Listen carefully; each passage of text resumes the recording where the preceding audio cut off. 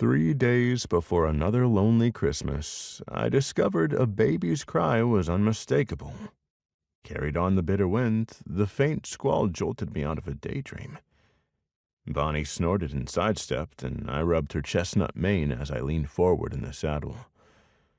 What the holy hell? I strained to listen, squinting beyond my herd of shaggy-haired yaks, who briefly lifted their wide heads at the sound before returning to business as usual. They chewed the long, yellowed grass poking up out of the thin layer of snow, their stony expressions and curved horns making them look a damn sight fiercer than they were. Had the cry come from over toward the mountains? Noises love to play tricks near the Rockies. I peered into the distance. Across the rolling, snow-dusted fields, beyond dense pine trees peppering the foothills, the white-capped peaks were hidden behind ominous gray clouds.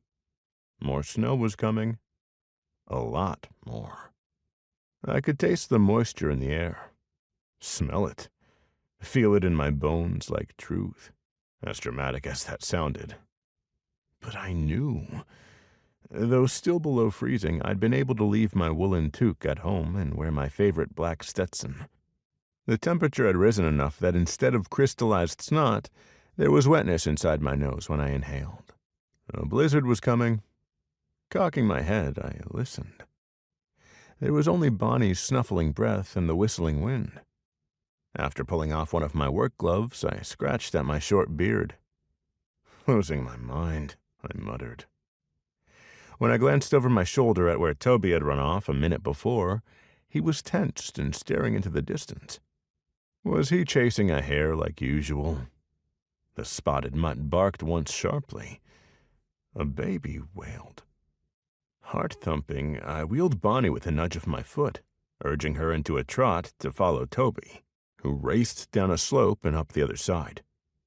The terrain here was rocky, and I didn't push Bonnie to go faster, even though something was very wrong. There was nothing down this way except a creek and old coyote trail.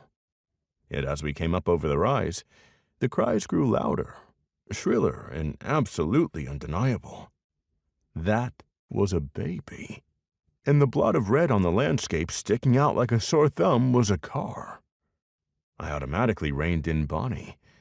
It was plain wrong to see a car on this land. But there it was. A small Ford, maybe?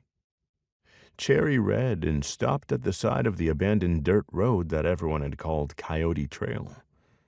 If I'd ever known why it had that name, I couldn't remember now. The thin layer of snow showed the car's tire tracks. Even if it hadn't stopped here, it wouldn't have gotten much farther. The afternoon was growing darker by the minute. The sun set by 4:30 this time of year, and the approaching storm sure as shit wasn't helping. Bonnie stamped her hooves, and I rubbed her tense neck. Shh, I know. We're going home real soon.